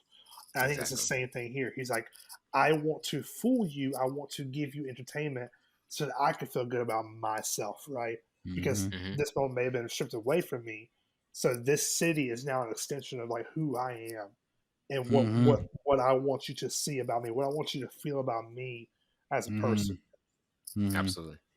Definitely. And now getting into most memorable scenes, I had Otis dies where debris inexplicably falls from the sky with a metal coin shooting through Otis's skull like a speeding bullet killing him. Also, aliens in the stable when OJ walks through stables one night. He's shocked to see a group of aliens appear to him from the shadows. Repainting the house. Also waiting in the truck. Returning from the carnival. OJ sees a jean jacket hovering over his house in the rain like an umbrella. The top of the mountain, a really pivotal scene, where Antlers goes to the top of the hill and keeps filming to get the perfect shot. But this ends up being his downfall as the alien sucks him up and swallows him whole. And then Mhm. finally, Gordy attacks, and then also the Star Lasso experience. To you, Trenton, looking back at this film, what were some of your memorable scenes overall? Yeah, definitely the opening scene. Where Yeah. we're on Hey Gordy, the set of Hey Gordy, and you're just kind of like, what is going on here? And then it cuts to Keith David and him getting that little 5 minutes of fame and getting his name put on the movie. I'm like, bro, Only you got got one scene from paid. him. You got one scene. You got One paid for one scene. scene, bro. So, but yeah, I think those things. I mean, I said this on the movie set. Where Mhm. which Jordan does a great job of calling back to Yeah. later on in the film when you have the TMZ reporter show up and he has like the chrome helmet on, which is Mm. reflecting everything. And so definitely call back to the movie set scene when they bring the chrome ball up to the horse and the horse freaks out and OJ's trying to calm the horse down. But you can just kind of feel the tension of that moment, right? Where he's like, you have two black individuals standing in front of a room of all white people. And it's like, Yeah. trying to navigate, how do we convey to these people what is going on, right? And then, like, I mean, you can see, like, as they're bringing the horse out, they're wheeling in the green screen horse, right? Mhm. And basically, they're a part of a dying industry now. I think, the Hay Gordy tragedy, the point where, so apparently I didn't catch this, and I might have to go back and watch it again because that's just what we do when we watch movies. But apparently Gordy like signals like to Jeff like what happened, Mhm. and before he goes to do the fist bump, right? So in that moment is just like it's just really riveting. It really kind of really draws you in. And I think to point Alex made earlier, I think that's the true story here, right? Is that it would almost be I would almost like wonder like if we got that whole scene first and then played through the rest of the movie, like how we view it differently, right? Mhm. So yeah. Anyway, and then when Jean Jacket, which is the alien that he calls it, Rex Jupe show, I mean, just went to town on those guys. Like, oh man, it's like the viewers are here, and that dude just gets walloped. And Yeah. then the final battle, dude, it was so unique. And I mean, of course, my thought was like, man, where did they get all those blow up things from?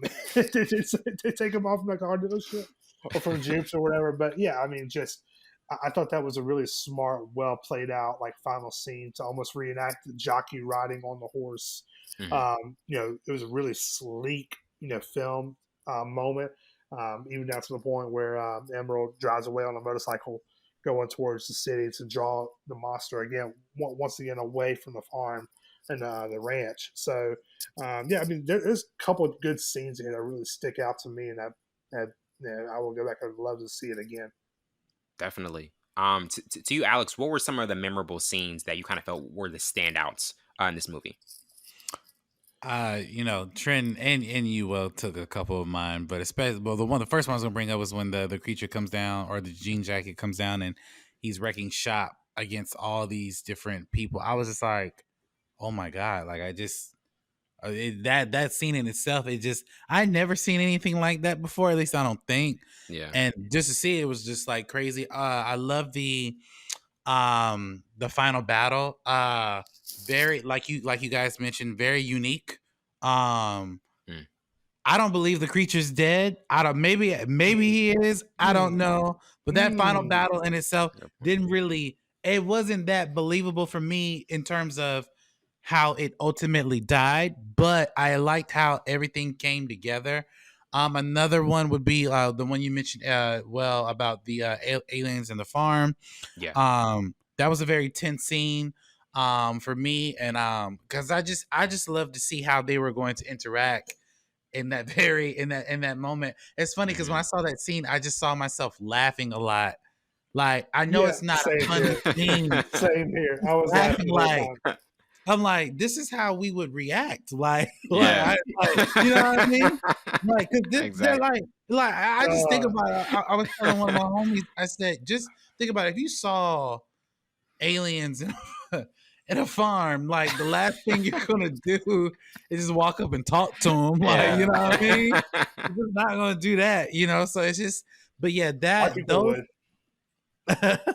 those three scenes in particular were my favorite. I noticed that there were another thing I wanted to mention, there were certain points in the movie, especially the reveal of the creature, where they were supposed to be tense, and I started to laugh. I don't know why.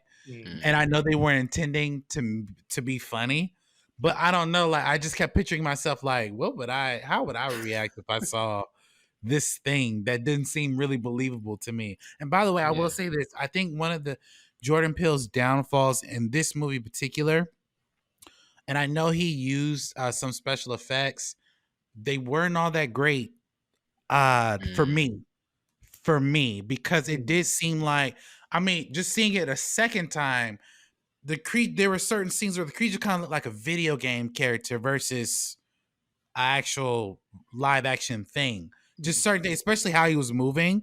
I was just like, am I playing PS5 right now, or am I watching a movie? So, but overall, I think that ultimately, those would have to be my three scenes, and then obviously, the ending, how everything came together. Again, I don't think that the creature is dead, and honestly, I don't know. Maybe y'all feel the same way, but I kind of walked away. There's probably more creatures like that out there that we are not aware about. Yeah, like I mean, even the point when the creature expands, like I was like, wait, what? Like, how does this thing just unfold like that? And then like, I mean, like when it's doing, it's like it's doing like kind of is it like enticing you to come like into it, or is it more like or is it like the dinosaur from Jurassic Park, like puts out his little thing and like going to get you, right? So like there's definitely questions about I mean, even another thing for me that I would add to this was like when you realize that it's a creature, not a ship. Right. Like the opening scene where we get like we see it starts off on the inside of the character, right, on the inside of the creature, right, and then when we realize that this is an actual thing that's alive, and people are getting sucked into its esophagus or whatever, right?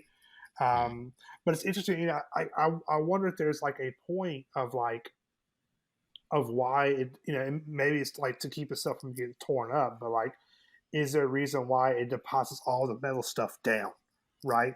Is he not able to break it down, not able to digest it, all that kind of stuff, right? But it's because I was trying to pay attention to like why is he dropping all these coins on the ground, I think with that, what I took from it is that even things that we can't understand, they have their own limitations. Okay. Like, because Okay. I look at it like, I can't think of an alien movie in particular where they ate metal objects and it just went down, Yeah. without them regurgitating it. That's what I Mhm. got from it. Like, even Gotcha. aliens have their own limitations. hmm Definitely. And now getting into most memorable quotes. I had, they're gonna bring us back for the sequel from OJ. Also, from the moment pictures could move, we had Skin in the Game from Emerald. Also, this dream you're chasing, it's one you never wake up from. With Antlers. Also, Mhm. what if it's not a ship from OJ? Also, what if I told you that today you leave here different from Ricky Park? And then finally, we don't deserve the impossible from Antlers. To you, Trenton, were there any particular quotes in this film that you kind of felt as though were ones that stuck with you and kind of resonated the most in this movie? So I wrote down two. Okay. Anytime OJ was like, "Nope." I mean, Yeah. That was one of mine, by the way. Yeah. whenever he sees like I think because like the film itself kind of became like it's almost like an inside joke now, right? It's like my wife, after seeing Get Out, she's like, yeah, I'm good on Jordan Peele, right? I remember like we were in the theaters when we saw the trailer for Mhm. Nope, and she was like, nope. That's Mhm. I mean, it's almost kind of like a setup and play off of itself, right? But yeah, like every time that he did it, he's gonna be like, nope, and just like walk away or something like that. Um, you know, I caught this. I caught it the first time, but the second time around, it kind of stood out a little more. But there is a song that Antlers quotes. It's called "The Purple People Eater," right? So yeah, it really stood out to me. Like, and this is kind of the chorus of it, right? Yeah, it was a one-eyed, one-horn, fine purple people eater, right? And it says, "Well, he came down to earth, and he laid in the tree, and I said, Mr. Purple People Eater, don't eat me.' I heard him say in a voice so gruff, I wouldn't eat you because you're so tough." So it's like, so he's quoting this song, he's quoting these lyrics in this film, and again, I even tried to do like a Google search, like there's got to be a purpose why Jordan would put this into this film, right? Oh yeah. Like, why would he put this song and these lyrics into this film so that I'm sure he's trying to portray some kind of message, right? He's trying Right. to say something here, and I think to what Alex just said as well, right? Oh, I would not eat this, because it's too tough, right? Because the yeah, I just wonder, like, part of me just wonders, like, what's the purpose behind it? There's an intention behind it, and I would just love to hear more of why. So Right. yeah, but those two things really stood out as far as like those kind of moments of really like, oh, like there's intention behind this, right? And it's really kind of making you kind of draw you into that moment. Same thing with OJ, like you want him to, Jordan wants you to feel kind of that. Nope, no, I'm not here for this, right? Yeah. And then Antlers just being this just rough, tough, rough around the edges kind of guy. He's been so, kind of seems like he's so kind of fed up with the movie industry, right? And kind of where it's gone, and trying to Mhm. kind of capture that moment again. So yeah, And that's another thing. Jordan Peele, all of his titles, very simple titles, whether yeah, it be Get Out, Us, Nope. Like to you, Trent, do you think it's one of those things where he knows sometimes just a simplistic title that can just be very catchy and people will just reverberate and go with? It can kind of be just a key to like set the tone of a film. yeah. I think so. I think it kind of like leads into it ultimately leads into the purpose of his film. Like the first film, like Get Out, like Yeah. get out of this thing, right?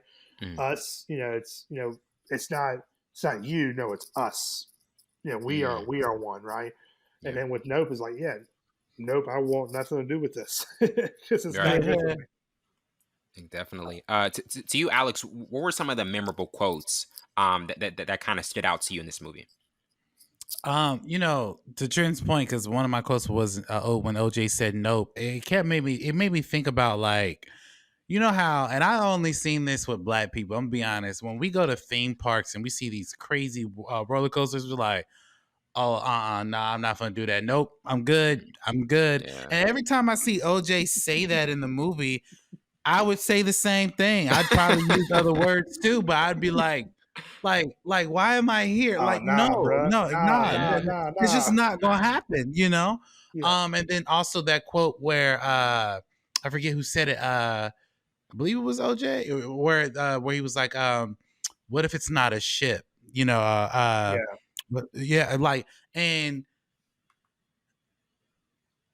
when he said that, because even in that beginning scene, I still thought it was a ship. Like, I just thought it was a ship that just had that breathing technology, you know, like make it seem kind of alien like. But when you watch it, I'm like, oh my God. So when he said that, I started to really think about it, and then obviously you get the reveal, and I'm like, oh okay, this is what this is. But yeah, like, and to the point where you said that where Jordan Peele has these very generic titles where it's like Get Out, Us, and Nope. Well, Get Out, you know, that's a term that a lot of people use when you're in a bad situation. You just get out, leave. And then Us had a very underlining and direct meaning behind it. And then Nope, I feel like, because I remember when they were promoting Nope and all this other stuff, I said this is going to be a heavily black centric movie, because every black person I know has said nope to even the scariest things. Like, people don't like. I've seen black people say, "I'm not driving on the interstate." Nope, not gonna happen. You know what I mean? Just stuff like that. And I was just like, oh, okay, I can't wait to see where they're going with this. So every time I seen OJ saying nope, even when they were trying to scare him, he was like, nah, I'm not doing this. Nope. Not like, I felt like I saw myself as OJ. And I will say the very ironic fact that he gave a character name, he named a character OJ. Yeah. All I keep thinking There's about so much OJ irony in that. I'm not even gonna act like there wasn't any irony in that. I'm definitely feeding into that. And that's why I feel so like I'm like, people, do you not understand? You're not catching what he's doing. Every time you see him on screen, I kept laughing like, dude, is he an OJ fan? Like, was he a fan of OJ Simpson, or does he believe that OJ actually killed these people? I don't know. It was just, it was so funny. Was he rooting for him when he was driving that white Bronco? Yeah. It was just like, yo, he is like. That's why I said, like, I feel like this movie, if you are like into like pop culture, or not even pop culture, just into a lot of life events, to give a character named OJ, I'm telling you. and then when people know that OJ's in the room, they're looking at him different, like, OJ who? Like like, who's OJ? That's not all you can say. Exactly. Like, who's this? So it's just like, yeah, it's I think that Jordan Peele did a really good job playing upon these characters by using a lot of realistic and pop culture references to real people. But yeah, my favorite quote of the whole movie, of being the whole film, would be, nope, nah, I'm not, because I'm telling you, even if anything seems remotely dangerous, most people who have common sense are gonna say, nah, I'm not gonna do that. Nah, I'm not gonna look up in the sky. I'm good. You know what's so funny about that too, Alex, is like all the promotional content is what is this right here. Exactly.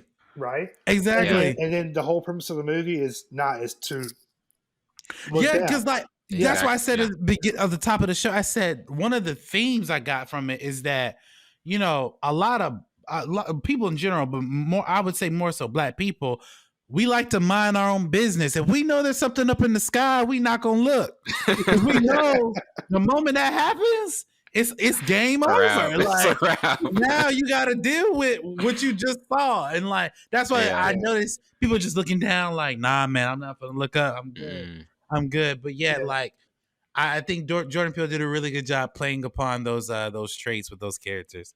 And it's so true, because like, you know, I went to a predominantly black high school in Mobile, Alabama, right? And like, like, literally, you saying this is making me think back on moments where people be like, nah, man, nah, bro.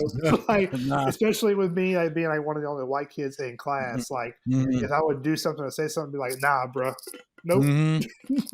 I'm not doing this.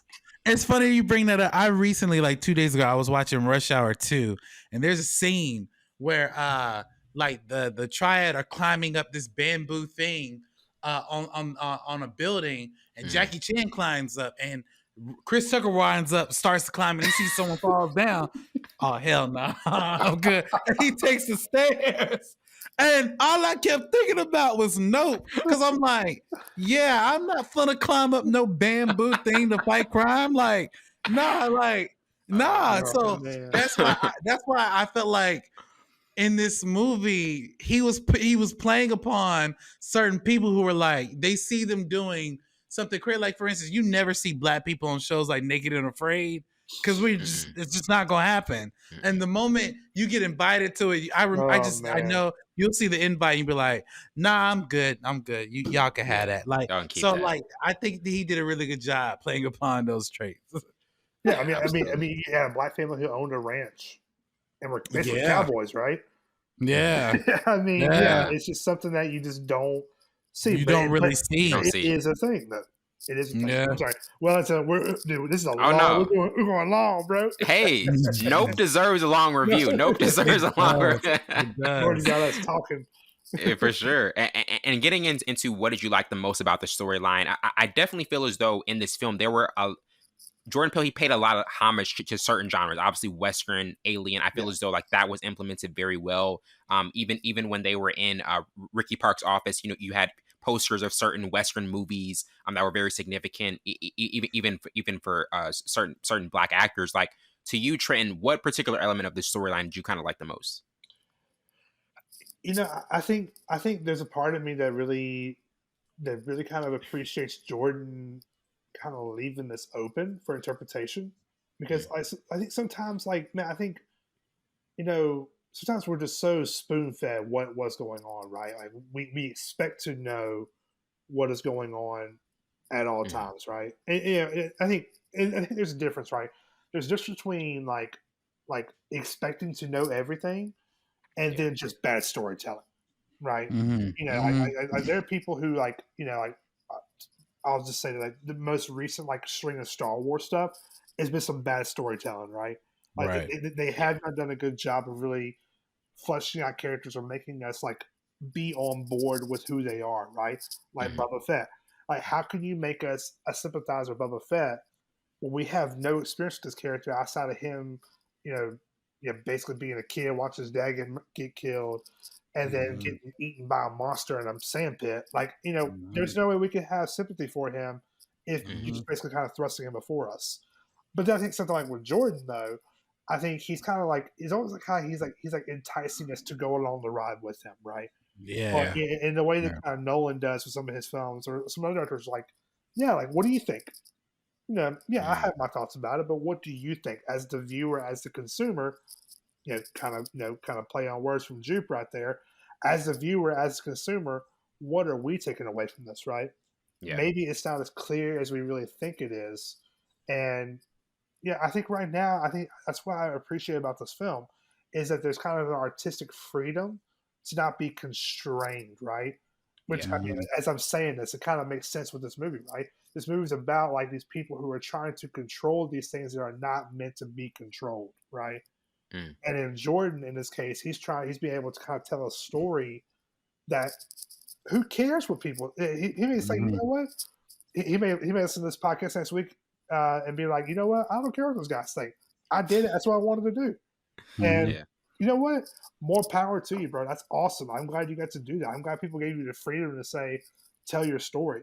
And I think it makes it fun for us. I think that's why we're going to be going over an hour here soon talk about this film. Because it's allowing us to really flesh out some things that we just don't know about, right? Or we don't even have a clear understanding of what this is. This is an historic day for Full Scope because this is the longest movie review we've ever done. This is the longest movie. You hear that, Savon? You missed out on history. To you, Alex, what particular element of this storyline did you kind of like the most? Just the mystery of I guess the element I would love is there's so many, don't judge a book by its cover, but also don't I I enjoyed the aspect that, you should really just mind your business and let things just be. Because like it was one of those things like he said, like Trent said, like there's certain things in films that you just expect to happen. Yeah. And then Yeah. there's a twist. Like prime example. We knew when we saw Avengers Infinity War, somebody was gonna die. We thought maybe it was gonna be Captain America. Yeah. We thought it was probably gonna be Iron Man. They killed a whole half of the world, and I didn't see that coming. Nobody saw that coming. Nobody. I walked out of that theater, and my mouth, I was just like, "What?" Yeah. And like, what pissed me off, I was like, Black Panther only had one movie, really? So you're gonna kill him? I was like, what? Okay. So like, and but when you take those elements out of Infinity War and you put them in Nope, I walked away with, okay, I walked away with, I did not get a clear understanding of what the overall meaning with of the film was, and in a way it's intriguing because I still want to learn more. That's why I went back a second time just to see, okay, what did I miss? And I can't wait for it to come out on streaming. Oh yeah, so I can watch it again and then watch it with some friends and watch it with anyone who wants to watch it. And it's just like, I want to get their takes on it, because I notice how, like all three of us, we seen the same movie and all three of us could receive something different from it. Then we can learn from from all of us, from what we see. And that movie kind of challenges us to do that. And that's what I love about art, because you can look at a photo, like 10 people can look at the same photo and take away 10 different things from it. Yeah. And those 10 different people can help you learn something different that you didn't see. And that's what I kind of got from Nope. Ultimately, though, I would say the mysterious element of, okay, what is this thing that's killing these people in the ranch or terrorizing people? And why is it that only a certain group of people or certain people, certain characters are not trying to even engage or even think about what's in the sky? Like, that's why I said, like, OJ, for lack of a better word, he was kind of, in a way, he's kind of like a prophet. He was kind of like, yo, I know something going on, but I'm not going to like do anything I can to aggravate what's going on, So like, and that's what I loved about the element of Nope. I do think, though, however, like I said before, Jordan Peele has gotten kind of comfortable in his storytelling, which is not necessarily a bad thing because he knows what he wants to tell. I just think, though, like what Trenton said, Nope is the least, out of all three of his movies, are the least message-filled movie. But at the same time, it's up to you to decide the message. Yeah. Right. But I still walked away asking more questions than getting understanding. And maybe I think that's how films are supposed to be told. But then again, like, like when you watch an action movie, from beginning and the end, at the end of this conflict, something bad or good is about to happen. There's always like a Disney ending. And this movie, we didn't really get that, because we're still walking away with, because I heard people say today, is the alien dead? Did he have children? Did he have other things going on? Could the people be infected with this person's blood? Like, you just don't know. Like, it leaves like a lot of questions of what kind of Easter eggs are there if Jordan Peele were to do like a Nope 2, which I doubt, but if he were to pursue that avenue, I think there's a lot of land he's laid out to say, okay, I can address these questions with a second movie if he chose. And getting to our last topic, 10 years from now, like, do you still think this will be watchable and intriguing? Like, to you, Trent, how do you think the rewatches of this movie, from what you feel after 2 watches, like, how do you think the future viewings of this will age in terms of just the totality and landscape of previous Jordan Peele films? I feel like this film's going to go down as like a deep cut. Like, it's going to be a film that, people, like, it's not going to be the first one you go to. No, not at all. No. Yeah, I think people probably would go to us before they go to Nope. Just being honest. Like, I think because possibly, Yeah, because you watch the trailer for Us, and you're kind of like, oh yeah, like I remember like being hyped to see Us. I think because also coming off of, like the hype of Get Out, right? Yeah, Just Get Out was like good. stoked Yeah. for it, right? Again, like this one going, so it's like, okay, I have no idea what I'm walking into, but here we go, right? Mm. So, so it would definitely, especially if it's being classified as a horror thriller, it's going to be a deep horror thriller cut. You're going to have to like go into this genre to really find it. It's because it's just so different, right? It's just a different take. And honestly, I think people talk about all the times like, well, you either love this movie or you hate this movie, and I genuinely believe this is one of those films that you either in it or you're not. Yeah, it's a love-hate relationship. Yeah, It's a love-hate for relationship. sure. And I think, Yeah. and to what Alex is saying, right, is I think there has to be an appreciation for art and for movies to really appreciate this film, right? To really Yes. appreciate Yes. what he is saying and what he's doing, the way he shoots something, the way that he delivers this line, all that kind of stuff, right? Or even kind of the play off of cultural things that are going on. You have to kind of like you have to be primed for that. You can't just walk into a film with Jordan Peele, or even watch a show like Key and Peele, right? And not have a cultural understanding of what's going on. Because otherwise, it's just going to go way over your head. Like, Oh yeah. for somebody like Especially Jordan Key and Peele, Peele.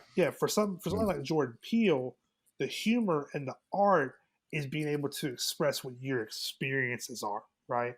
So in this moment, to to bring up a character named OJ that is black, like for a black community, that's a highly contested issue, right? Yes, And, it is. and the thing is, you can talk to two different sets of black people, and you can get two different Yep. ideas of who OJ is, right? Yeah. All that man, yeah, he did it, right? Or some people be like, nah, man, he didn't do that. He got whatever, right? I mean, I think that's just kind of the world of Jordan Peele, right? He kind of leaves you, kind of brings you in, and I think for some people, they may get to it and be like, nope, and some people may be like, dope.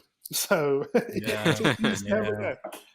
Absolutely. To you, Alex, to close it out, like 10 years from now, how watchable and intriguing of a movie like do you think this will be, and just kind of like the future viewings of it? I think Nope would be a great case study for film students in the future. But if you were to say like an average horror thriller fan, would they go back and watch this 10 years from now? It's really hard to say, because I would say Get Out fits that list. Oh yeah. Maybe Us to an extent, but Nope, you like Trent said, you have to have appreciation for art. Because the reason why I like this film, because like I said, I walked away getting understanding and not getting enough understanding. And you literally have to go along with the ride. Now, most people, it's kind of like, think about this. If Nope were a TV movie, most people would be doing this. I firmly believe that they would be changing the channel after, because like there's just certain things that happen. You're not gonna stick around for that. You're not gonna stick around. You're just not. And like that's the thing. Like, once this movie comes out on streaming, whether it's like Amazon or Netflix or something, like, it's gonna have its buzz. But like after that, it's gonna be like, well, I'm not gonna. It's always gonna be on Netflix, so I'll come back to it whenever I'm ready to. So I don't know if it will have that rewatchability. I hope it does. I hope most people. It seems like there are people who do like it. But 10 years from now, it's really hard to say, because like I said, like if you don't really have appreciation for art or the art of filmmaking or the art or just film in general, I don't see you putting this into a catalog, the catalog of watching. It's kind of like, like there's only certain movies that I buy on DVD. I don't really buy stuff on DVD. Last time I bought something on DVD was Endgame, Infinity War, and Black Panther. Those were the last 3 movies I bought on DVD when I didn't have to, because they're on Disney Plus. Because I really like those movies, right? And also, I bought the Batman on DVD too. I bought the 4K set for that. Boom. So There you So go. I There's that. What a bought list. that. What a list. Exactly. So I bought that. So like, there's only certain movies like that. Jordan Peele's movies are not movies that I would go back and buy, let alone maybe wait another 10 years to go see, other than maybe Get Out, because Get Out is like, for instance, I think what Get Out did perfectly, it had a perfect balance of comedy and thriller. Because if you didn't have Lil Rel's character, the TSA agent, that movie falls apart. In my opinion, that's what kept me engaged, because everyone has that friend like, bro, I told you not to go down there, bro. I told you. Like, everybody has that friend or knows somebody like that. So like, I think that's what kind of balanced out. If Get Out is on a random night and a Lil Rel scene pops up first, I'm like, I'm in. I'm gonna rewatch it again. He keeps you engaged, and like, and I think this is what goes back to what I was saying earlier, where Jordan Peele does the unthinkable. When at the end of Get Out, we see, you know, Daniel Kaluuya's character kill that whole family, and kill that white woman, and we hear the police come. I'm thinking he's going to jail, right? I think it's over now, right? Did y'all know that was an alternate scene he filmed? Oh yeah. I saw. I have the Blu-ray. I literally I said, if this would have been what he kept in the film, I would have walked out. Yeah, but the scene, Lil Rel walk out, and I remember I was in the theaters when I saw it with your brother and our wives at the time, and we watched it, and I remember getting out of my seat like, oh my god, and I just wanted that feeling again going into Nope. And I didn't get that, and that's what kind of was disappointing for me, because like that spark effort that we got in the first movie, we haven't really gotten that in the last two movies. I will say though, from a story point, I won't stay too long, but a story point, it kept me intriguing because I wanted to know what was this thing killing everybody or creeping everybody out. And then when we got it, I was just like, But ultimately, 10 years from now, I hope it will be, but I think it'll be a great case study for like film students to like really watch the art of filmmaking, how to tell a story, and how to keep people engaged, even though there are certain moments that you're not going to necessarily understand. Definitely. Now, the last question I'll have for both of you: do you guys think there will ever be a Jordan Peele film in the future that will outdo Get Out? Like that will be a superior film, possibly, than Get Out? Listen, if Disney gives him gargoyles, yes. Yes. Disney, if you're listening or watching, give him gargoyles. Listen, Get Out was ahead of its time. Yes, it was. Get Out was primed. It was primed for the American audience when it came out. Like, yes, it was. What was that? It was 2016, right? Yeah, it was 2016. Yeah, that was what a wild time, which feels so long ago, right? So long ago. But it was set up for that moment, and now, unfortunately, I feel like anything that kind of chases that it's gonna fall short. If it falls short, or it feels like it's pandering. I'm just being honest, y'all. Yeah, and I don't. Or is it kind of just like a repeat, like you said, it's almost trying to be a carbon copy. It's trying to be almost trying to be. Yes, and I feel like that's what Us was trying to do the most out of all three of the movies. I think Us was trying to get that same repeat factor. And to your point, I don't like to use the word pandering because I don't believe that was his intentions. However, when you look at Us and Nope, like I said, there's that underlying meaning. Like I feel like Jordan Peele's trying to say, you get it. Yeah. Do you see where I'm going? Like, and it's like, I don't feel like you have to do that as a director all the time. Like, for instance, we can go, like, I don't think that you can go to a comic book movie. We know what's going to happen in a comic book movie. We know what's going to happen in a action thriller, or even a drama, or even a sci-fi.